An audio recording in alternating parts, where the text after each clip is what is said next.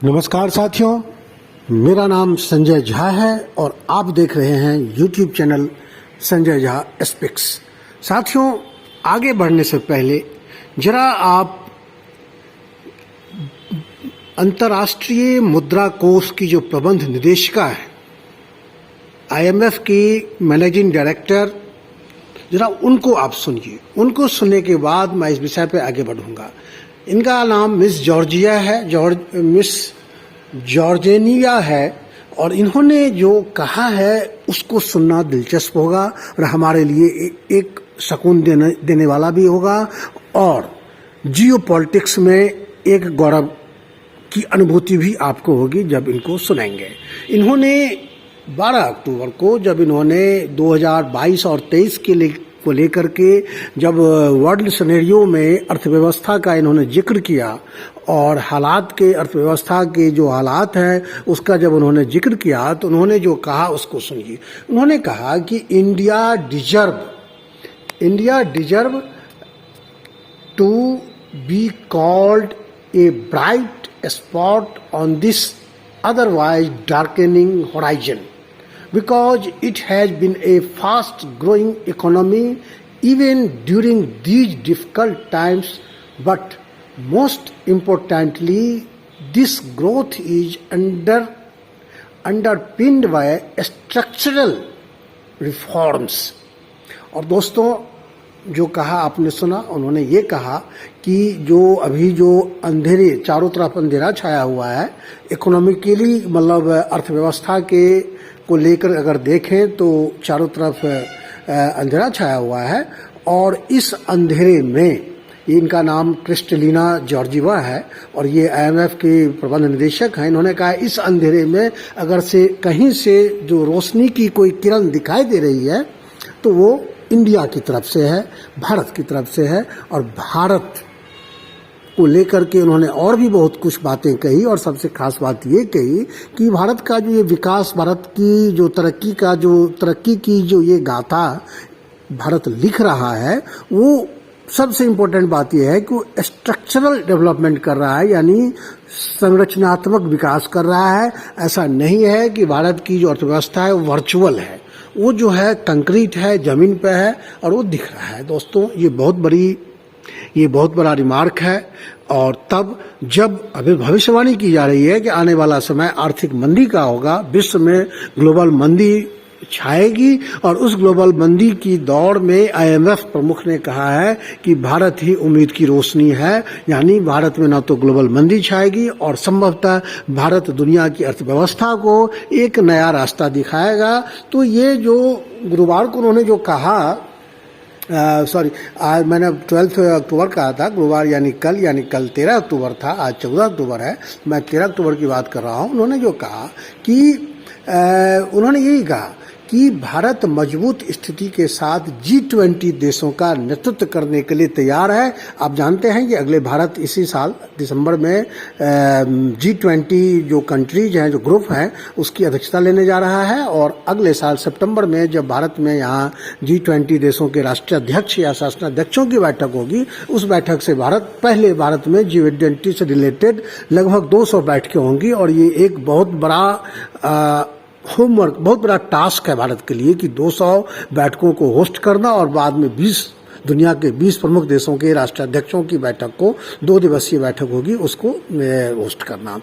तो ये इन्होंने कहा है, क्रिस्टलिना जॉर्जिवा ने कहा है कि India is competent enough to face all these task, यानी भारत की जो आर्थिक विकास जो है वो अब उसको इतना ताकत दे रहा है कि वो कुछ भी कर सकता है। और अभी कुछ दिन पहले जब हमने ब्रिटेन को पछाड़ा था और दुनिया की 5वीं सबसे बड़ी अर्थव्यवस्था बनी थी, तब भी इस तरह की बातें कही गई थी कि हमारा अगला जो टारगेट है, जो हमारी आर्थिक विकास की जो मतलब ये होगा, परीक्षा होगी, वो तब होगी जब हम G20 देशों के ऑर्गेनाइजेशन का जो समिट होने वाला है इंडिया में कमिंग ईयर में, तो उसे हम सफलतापूर्वक करें, निष्पादित करें। तो इन्होंने भी उम्मीद जताई कि ऐसा होगा। और दोस्तों, अब सवाल ये है कि भारत ने जो इतनी बड़ी जो उसको भारत को लेकर के आईएमएफ ने जो इतना बड़ा जो रिमार्क दिया है कि अंधेरे में रोशनी की तरह है भारत, तो ये उसके बावजूद है कि जब हमने अपना 2022-23 का जो इकोनॉमिक जीडीपी ग्रोथ है उसको हमने 7.2% का ये किया था, हमने फोरकास्ट किया था कि भारत की अर्थव्यवस्था 7.2 की तरह से बढ़ेगी। लेकिन दोस्तों उसको आईएमएफ ने अभी 3-4 दिन पहले दो सप्ताह पहले उसको कम करके 6.8 कर दिया था, यानी 0.4 कम कर दिया था। कम मतलब कि नहीं, इतना आप नहीं कर पाएंगे। और दोस्तों आप जानते हैं इसके बावजूद भारत दुनिया का सबसे ज़्यादा जीडीपी ग्रोथ करने वाला देश होगा। अगर हम आईएमएफ के रिकॉर्ड को भी देखें, कई बड़े देश हैं, रूस है, जर्मनी है, जापान, इनका जो नेगेटिव ग्रोथ होगा वो माइनस में होगा और भारत का नेगेटिव ग्रोथ 6.8 होगा। और सबसे दिलचस्प बात ये कि चाइना का ग्रोथ रेट 4 के आसपास सिमट के रह जाएगा, 4% के आसपास, यानी टोटल जीडीपी का 4% ही उसका ग्रोथ होगा। ये आईएमएफ ने फोरकास्ट किया है। और दोस्तों ये बहुत बड़ा जो है ये मतलब हमारे लिहाज से, भारत के लिहाज से ये बहुत बड़ी उपलब्धि है। और उन्होंने जो एक और इम्पोर्टेंट बात कही है जॉर्जिवा ने कि ये जो निराशाजनक माहौल में भारत जो उम्मीद की किरण जो दिखा रहा है उसकी उन्होंने ये तो कहा है कि संरचनात्मक सुधारों पर आधारित भारत का विकास है। उन्होंने ये कहा कि भारत संरचनात्मक सुधारों में यानी इंफ्रास्ट्रक्चरल डेवलपमेंट में बहुत आगे है और उसने डिजिटलीकरण में उल्लेखनीय सफलता हासिल की है।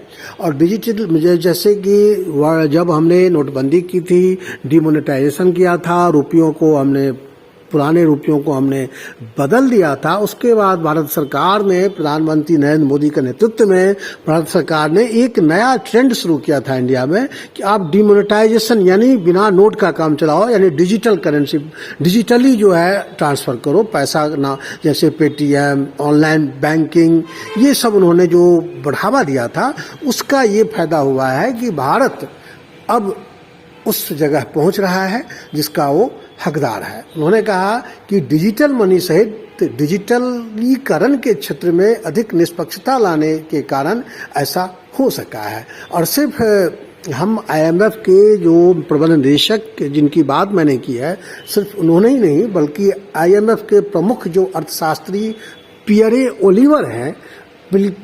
ओलिवर गोरिंचेस ने भी भारत के डिजिटलीकरण के प्रयासों की सराहना की। और उन्होंने गत दिवस बुधवार को कहा कि यह कदम बहुत बड़ा बदलाव लाने वाला रहा है, क्योंकि इससे भारत की सरकार के लिए ऐसा काम करना संभव हुआ है जो अन्यथा बेहद कठिन होते हैं। तो दोस्तों गोरिंचेस जो प्रमुख अर्थशास्त्री हैं आईएमएफ के, उन्होंने कहा कि भारत के डिजिटलीकरण के प्रयासों के उन्होंने ये कहा कि डिजिटलीकरण कई पहलुओं में मददगार रहा है। पहला, वित्तीय समावेश, क्योंकि भारत जैसे देश में बड़ी संख्या में ऐसे लोग हैं जो बैंकिंग प्रणाली से नहीं जुड़े हैं। अब डिजिटल वॉलेट तक पहुंच होने से वे लेन देन में सक्षम हो पाए हैं। और उन्होंने ये भविष्यवाणी किया है कि मेरा मानना है कि इससे यानी डिजिटलीकरण से भारत सरकार बहुत से ऐसे काम कर पाई जो अन्य बेहद कठिन थे और इससे बहुत बड़े बदलाव आए हैं और इसका ही भारत को लाभ मिला है। दोस्तों अब भारत को चमकदार रोशनी की तरह जो उन्होंने कहा है, तो इसमें अब दुनिया जो मंदी के आसन्न संकट का सामना कर रही है, उन्होंने कहा कि $10,000 की अर्थव्यवस्था। हाँ, सबसे बड़ी बात जो मैं अब कह रहा हूँ कि अभी हमारे प्रधानमंत्री इस अभियान पे हैं कि भारत को हम $5 ट्रिलियन की इकोनॉमी हम बनाएंगे, जिसका चीन के ग्लोबल टाइम्स ने बहुत विरोध किया था कि $5 ट्रिलियन की इकोनॉमी बनाना बहुत मुश्किल काम है। लेकिन आईएमएफ के प्रमुख अर्थशास्त्री और आईएमएफ के प्रबंध निदेशक ने यह भी कहा है कि भारत में इतनी क्षमता है कि वो $10,000 अरब यानी जो भारत सरकार ने जो लक्ष्य रखा है $5 ट्रिलियन की इकोनॉमी की, वो कह रहा है, आईएमएफ कह रहा है कि $5 ट्रिलियन तो बहुत छोटी बात है। भारत $10 ट्रिलियन की इकोनॉमी अर्थव्यवस्था वाला देश बन सकता है और इसको वो पूरा कर सकता है, जिसका उन्होंने कुछ ऐसे प्रोजेक्ट भी, कुछ ऐसे उन्होंने ये भी कहा कि ये इन रास्तों से, जैसे कि संरचनात्मक सुधार के रास्ते से, इन तरह से भारत जो है अपने इस लक्ष्य को प्राप्त कर सकता है। दोस्तों, सबसे बड़ी बात ये है कि इसी IMF की बैठक में जब उन्होंने रिपोर्ट जारी की अर्थव्यवस्था को लेकर के, तो उसमें चीन की बहुत आलोचना की गई, बहुत बुराई की गई, भारत की बहुत तारीफ की गई। चीन, कहा गया कि IMF के मुताबिक चीन की GDP साल 2021 में 8.1% के मुकाबले गिर करके 2022 में 3.2% तक पहुंच चुकी है, और साल 2023 में अगर बहुत कुछ होगा तो ये 4.4 से, यानी 4.4% से आगे नहीं जाएगा। और इसकी तुलना में 2023 के लिए भारत ने कहा है कि 6.2 और 3 से कम GDP नहीं रह सकती है। यानी आर्थिक विकास के क्षेत्र में हमने चीन को पीछे छोड़ दिया है। भारत की इकोनॉमी को उन्होंने कहा 2023 में भारत जुलाई में 2008% से घटाकर उन्होंने 7.4% कर दी थी। अब कह रहे हैं कि 6.8 तक हो सकता है, यानी ये भी बहुत बड़ा ग्लोबल रेट है। और दोस्तों, इसी बैठक में, इसी रिपोर्ट को जब उन्होंने पब्लिश किया तो उसमें दुनिया में उन्होंने कहा कि ग्लोबल ग्रोथ रेट का अनुमान उन्होंने कहा कि 2021 में 6.0 से तुलना में 2022 में 3.2% रहा, और 2023 में ये 2.7% रहने का अनुमान है। आप समझ लीजिए, ग्लोबल इकोनॉमी का ग्रोथ रेट 2.7 होगा और भारत की इकोनॉमी का ग्लोबल रेट 6.8% होगा GDP का, और चाइना का 4.4% होगा। और इस दौर में US, जर्मनी, जापान जैसे जो ग्लोबल पावर है, इकोनॉमिक पावर है, उनका जो ग्रोथ रेट होगा वो बहुत कम होगा। जर्मनी का तो माइनस में है, रूस का -2.3% है।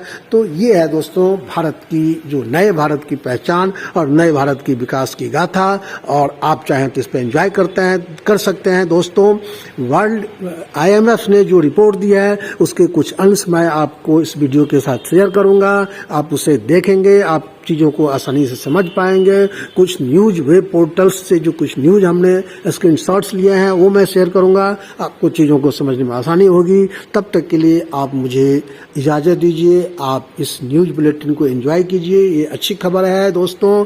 बहुत बहुत धन्यवाद, आपका दिन शुभ हो। जय हिंद।